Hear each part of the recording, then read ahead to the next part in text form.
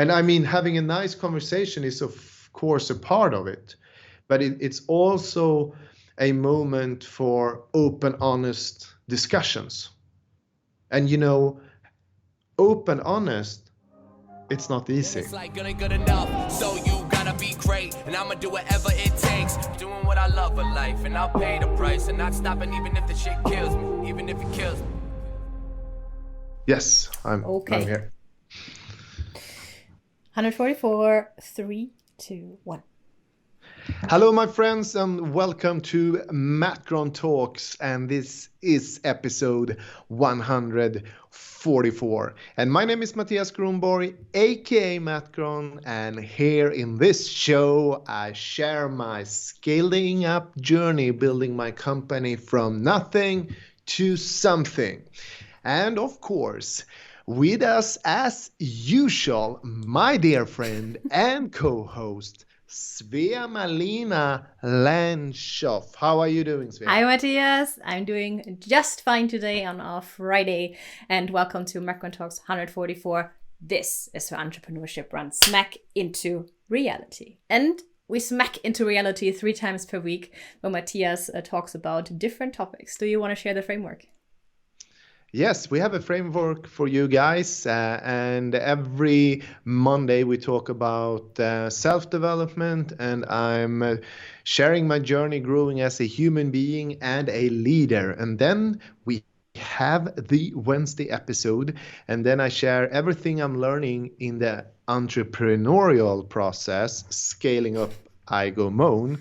And then every Friday, today, we talk about my weekly inventory, which means I'm sharing things that I could have done differently. I talk about things I have learned during the week, and we are also celebrating the victories. And every Friday episode in the beginning of each month, I actually tweak it a little bit, because then we are talking like the inventory becomes things that I wrote in my CEO report. Exactly. Exactly. That's what we're gonna do today. Which I send to the board. So what we are doing here, basically, there is the agenda of the CEO report. And we have the good things, less good things, and we also have future opportunities. So let's start. I actually, for this episode, I have some notes here you better keep myself a little bit on the track. Yeah, so this CEO report is, it's the January report. So first one of the year. Yes, exactly. There was a lot of good things. We kicked off the year with Matilda joining us as a HR talent acquisition person. That's about 4 weeks ago. So we are up and flying, and I'm very curious to see where we end up with Matilda on board. A lot of nice things going on now in the HR department here at iGoMoan. Yeah, I've heard she's already challenged you with lots of questions and came up with ideas, so that's great to hear. Let's see where that goes to, this journey.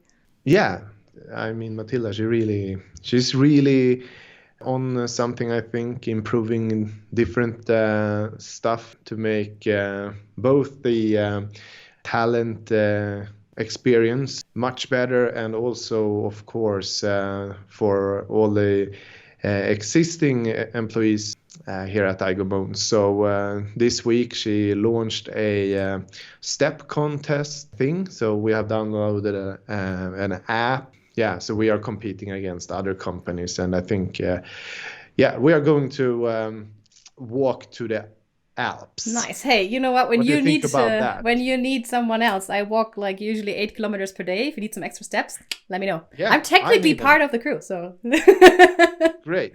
I need to download the app. I send my phone to you, and then you could carry it. Absolutely. That would be great. All right, let's get back on track with our positive things for January. Anything else on your list there? I think something that went very, very well also in January, our leadership group, or kommandobryggan, commando bridge in English, as we say here at Agomon. We did for all the internal meetings, we did an inventory for all of them, and we improved all the agendas, who is responsible and stuff like that, just to make it more clear and also make them run more smooth. Yeah. Because sometimes we have had an experience that we need like a specific person to run a meeting, but I mean, all of the internal meetings, they should, basically run themselves if we have clear instructions and a manual to follow. So we have playbooks for that now. Perfect.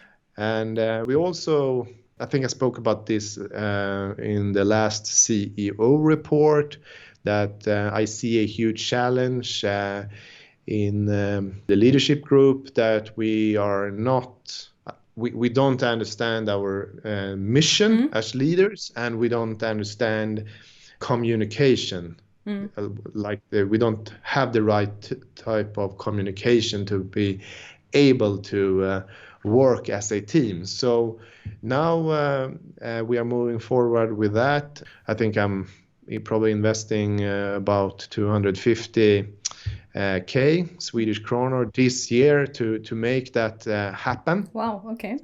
And that means like everyone in the leadership group will go like a step 1 training, and then we will have an external coach joining us for 4-6 leadership meetings, like leadership group meetings over the year. And I also get CEO coaching from the same person. And I'm going step 1, 2, and 3 in this in the course, in the courses. Like there's 3 different steps. That's what I mean. So basically, this leadership consultant, he is helping us and implementing training and the process, and then I will be able to run the process myself in the end of the year. So some good improvements there. What do you think, Svea? But you've already done at least the first step, right, of this training? Exactly. I did the first step, so I'm actually I will go step 2 and 3, and I will in that way also become like a certified coach. And I mean, I love that. I love to work with people and see other people is growing and overcoming their own limitations and stuff like that. So that's something I've been thinking about for many years. I know you mentioned that to me. I remember that. And I know that this is one of your passions, that you just love people develop and become better in time, grow bigger than themselves. I know that's what you like. So I think that's a perfect match for you. Do you know when the coach is coming into the company? Do you have any time frame for that yet? Yeah, we're booking that right now. Okay. So there will be like 4-6 times during the year. So, but we will probably arrange that in at the same time when the leadership group has the quarterly meetings. Yeah, makes sense. So they're like the bigger meetings. So that sounds like you're headed in the right direction. Do we have anything more on the list of the positiveness? There's some things there. I also have been working on a really good thing. I will launch a bomb. So it's really good. So can't tell you anything more right now. Oh, Mattias. What a cliffhanger. Yeah, really. Yeah. But let's move over to the less good things, and I decided to talk a little bit more about the improvements we have done around the sales process. In January, you remember, Svea, that we had a sales kickoff, right? Yeah, absolutely. And so and it was really good. You know, we went through every step in the sales process and discussed it in the sales team. So now everyone is in alignment, like what are we doing in each step? And what we discover there, I would say, is when we have all the tools in the process, we realize that we need to improve how we actually discover needs among our prospects when we talk to them. So that's like an area of improvement. So I also on the screen I wrote down some things around that, and we have also signed up the sales team now to and do like I think it's like a 2 months training together with HubSpot actually. So we meet for 80 minutes. It's like 80-minute sessions that focused exclusively on improving sales skills in the sales process. So I can read the headlines for you. And maybe we can get back to this, Svea, and talk about each topic in like a Wednesday episode or something, when we talk more about stuff in the entrepreneurial process. Writing it down right now. Yeah. So the first thing we will learn there is actually changing markets, changing mindset. Then we will talk about setting expectations through upfront contracts. Third session, deeper discovery, importance of uncovering pain. And I think this is spot on where we struggle a bit in the sales process, because you must be able to ask the right questions to actually start understanding the needs and the goals and the challenges the prospect has. And I think that session is spot on what we need to do. Then we have deeper discovery, quantifying pain. And then we have next session, questioning strategies. We will talk about budget and investment in the next session, understanding the decision-making process. And the last session is all about presenting your solution. And what's very interesting here is like all of these sessions, if we start on the from your side, right, left side, right? Yeah, right. And if we go over to the right side, if we have the sales process, we could actually put these sessions, because each session is actually like a step further down in the sales process. So I think it's a really good session or sessions, really good sessions for the sales team to become beyond the moon, crisp. And so I'm looking forward. Yeah, they all sound very interesting for sure. Yeah, it's a HubSpot training together with a company with the name Sandler, I think. Is this only for Eigenmoon, or is this open for other companies? It's open for everyone. It was a really good timing. Yeah, it is really really good timing. We rolled out the new sales process, and at the same time I attended the partner day kickoff with HubSpot, and then they also launched this training for the partner. Yeah, so perfect. Yeah, I'm looking forward. So I would say January started off a little bit slow, and like December was our record month, and I think we closed business for about 1.6 million, but January was like slow. It was 300K. Is this usually the case in January, that it's a bit slower at the beginning of the year? It's all January, especially in the service industry. It's a slow month, Especially, often you are off, getting back around January 10th or something. So and then half of the month is already gone, kind of. Yeah. Yeah, like what do you say? You read about it in the newspapers like every year, like January 24th or something like that is the the broke week. Everyone Okay, yeah. waiting for a. I don't know where I'm going with that, applying to the business world. But what I'm trying to say is there is a slow month because everyone has been off, and so January is always a tougher month for us. Is that it on your list for the less good things? Yes, and let's talk a little bit more about the future opportunities. Yeah, that's the good part. What do you have there? Opportunities of the future. What do you say in English? I think both works, Mattias. Whatever floats your boat. Exactly. Okay, guys, so let's talk about the opportunities I found out in January.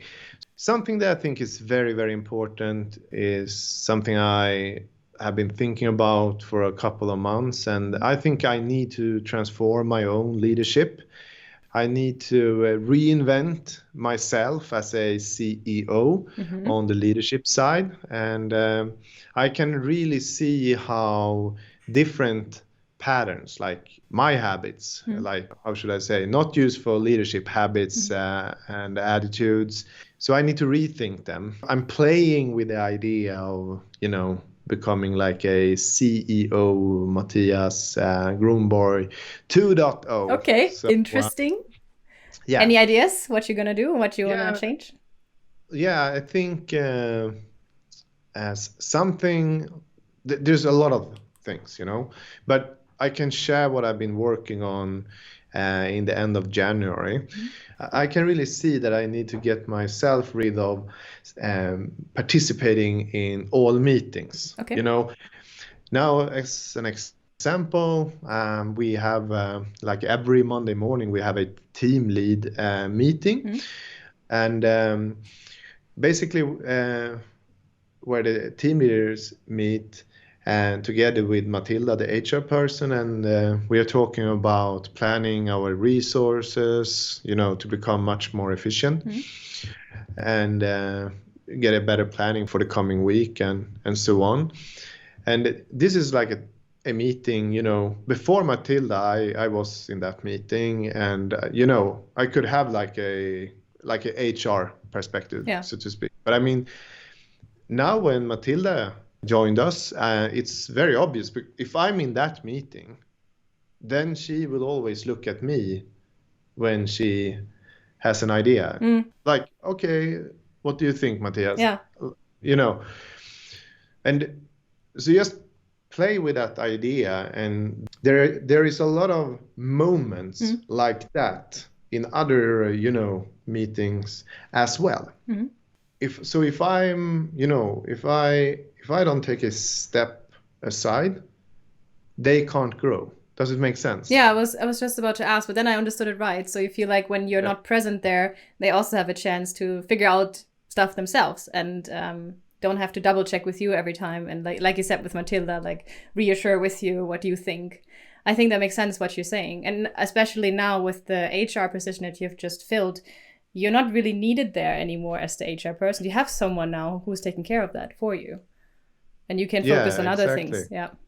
Yeah. And I mean, in one way there is, in all leadership roles at the company, you will have, you get the same symptom if I'm there and, doing their job, so to speak. Yeah. So, but of course, then we need to invent some kind of reporting. I still need some, information to be able to work on other things. So, but I mean, we are setting everything up now, and I think it will be, really good, because that also ties into a thing that I actually also wrote on Less Good. And we were talking about January as a tougher month. And something that was not really good in January was that it was not planned. We came back, we worked really hard, we did a really good job in December, but we didn't have a plan for January. Okay. So we came back into January on the heels, and we lost a lot of productive time. And I think that's also connected to what I just shared about the leadership. And that's something we are working on now, and helping all the leaders, trying to, get the chin up and actually, okay, where are we going? Yeah. Not just living for, 1 week at a time. We need to start planning in a longer perspective. Yeah, So makes yeah, sense. we are working on that. Okay, Svea. So I think I want to end talking about future opportunities and share about things that I see as the main cornerstones to actually make 2022 the best year ever. Exciting. What are So those? I have some things that I'm kind of lining up, working on, that we are working on. So we need to really define and package our implementation products. And that's point number one. Point number two, we are working on our partnership model. We call it Triangle of Growth Retainer. This week we discussed our support care package. So we are doing some steps forward there. I was sharing about the leadership program, which is super important. We are implementing that right now in the leadership group. Then we are working on getting 4 teams at Igomoon, four production teams. And we were 3, but we had one of the team leaders joined us before Christmas. He felt that this was not the right thing for him, so he quit this week. So we are back on 2 teams, and we are moving forward again. And then we need to establish and get everything organized with a South African office. Yeah. And then we also need to start planning for the leadership for that office or that department in South Africa. For the office in Cape Town, is the plan that someone from the office in Stockholm would take over that one? Or are you looking for someone completely new, maybe even in Cape Town? I don't know yet, who, when, how, or how I maybe know, because there must be someone with a clear understanding of our culture code, and there must be a person that has actually been working for a while, or maybe persons we maybe need to go there, more people than one. So but I don't believe in just finding someone and put them in charge. I think that's too risky. It's kind of what I also feel with the team lead role right now. I think it's that it must be a person that I know very well since before, or there must be a person growing internally. So I really want to share some leadership experiences when I have been doing growth calls together with employees, because here at Igomoon, during a growth period, we have 3 sessions. Session 1, we talk about goals, basically what drives you, Svea. And we talk about our relationship, me as a manager and you as an employee. And we also talk about the team relationships and things like that. But I think the bottom line here, I want to get a clear understanding what drives you.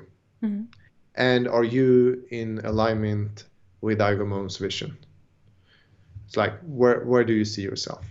And session number 2, we talk about culture code, and we talk about values, our success principles. just to get a better understanding, and we also, in that way practice what it means for me and what it means for you, and how we can become better communicating externally with our customers. And I would say it's a session based on winning behaviors and attitudes. And then session number 3, it's basically where we talk about benefits. We talk about salary and things like that. What I have learned over the year that is so important, there's a reason why there's 3 sessions. Because let's say, Svea, you and I, we have a meeting and we talk about your goals and what really drives you, and where you see yourself today and where you see yourself in the future. Sometimes I get a feeling that you could maybe, let's say, you could experience that you might be more senior than you actually are. And it could also be the other way around, because a lot of people, they are also doubting themselves, right? They actually know a lot more. They might be more senior in their role. Like you excel. You are a star. You have much more experiences, but you're not really using them. Then I need to coach you in that direction. But it's so important to set the expectations, that we have a clear communication here, because it's very hard for me when we're talking about salaries and benefits.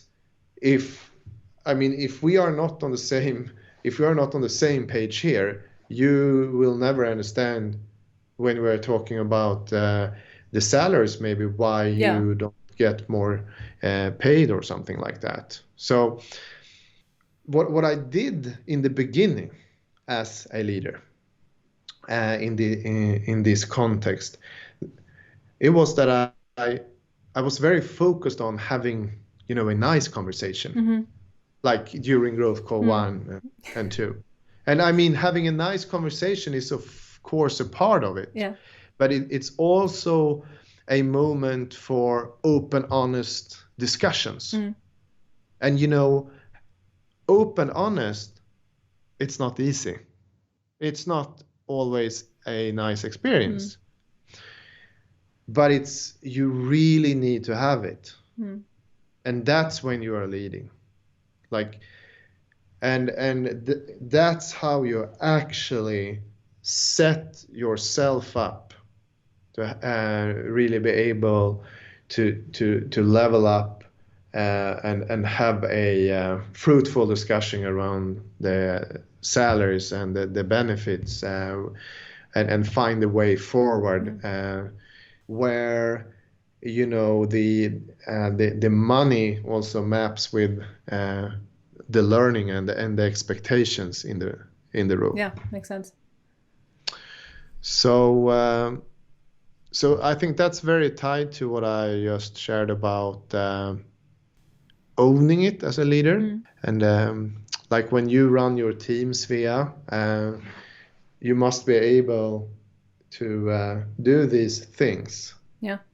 Because you can't summarize, all the things that if we have a conversation, I can't that's a good thing, I will bring that up with my boss. Yeah. That's a good thing, that's a good thing. Because then you are just listening, and you are, yeah, exactly, you are just you're a note taker. Yeah. And the person that you try to lead, they will always feel that, okay, there's someone behind this person actually running the show. So does it make sense? Yeah, absolutely. Because then like you said, you don't have a conversation with someone who's so passive, right? You need someone in front of you can actually discuss things with, like you said, not always the nice experience. But if someone just writes down notes, then I don't feel very engaged, or like someone is challenging me or really wants to know that much about me. And I think, like you said, you really get a lot out of honest conversations, even if they're not always comfortable. But I agree with you. Like, I feel you come furthest when you actually also ask more uncomfortable questions and really dig deep and see, like in your case, like what motivates someone, what is driving them, maybe also what don't they like to do, what are they fearing, when you come to down to those things. And I feel you can really get to know someone and see maybe what's a good fit for them. To summarize it, I think there is two different things: being a colleague and stepping into that leadership role. Because if you are the leader, you are not that colleague, right? So why do you think, what kind of fears do you think kick in if you put yourself in that leadership role and you're having a team or you try to lead people? I personally, I'm like a very good example of someone who always runs away from conflicts. I don't like conflicts. I want everything to be in harmony and everyone, likes each other. So I feel just confronting someone is someone I'm really bad at. And I feel this is maybe something where I know that I would not be suitable. I think for someone in a role like this, you need someone who is tough in that way and who can take these conversations. And I know where my lines are. I know I'm not that person because of that, because I feel, I always want everyone to, like me, that we all get along. And then I feel that, I wouldn't be that person, even though I know technically it's not the truth. Technically, it's a good thing to do it. But, it's just a feeling that I get myself, like inside of me, that I feel very uncomfortable with conversations like this. Yeah, and I think that goes deep down. I'm not so sure it takes a tough person. I honestly, I think tough persons, they are not good at that because they put themselves in a conflict much faster. They can become critic much faster. There's two. It's not about what I say, it's how I say it, right? Yeah.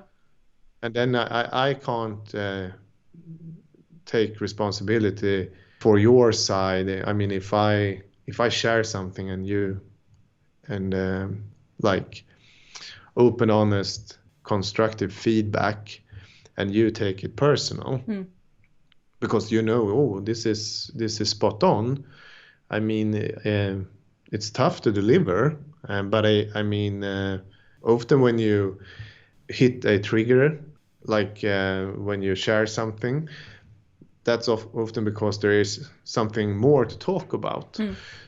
I think being that person, I wouldn't say like tough people, because I think you need tons of empathy to be able to have conversations like this. So in my ways, there's so many different ways how to say it. It's, I think, a very, worn out expression today is practice tough love. Yeah. But I mean, what you just described for me, and, I had that scenario in front of me when you said, like, I don't want people to feel and think, and I mean, just stop there. I mean for ages, I mean, putting yourself outside of the human tribe, and then if we see the company or the just take the lunch lounge, or where you hang out with your colleagues. I think what's really scares people is actually, being that leader, and then, okay, what should they think about me? Like, what will they talk about me?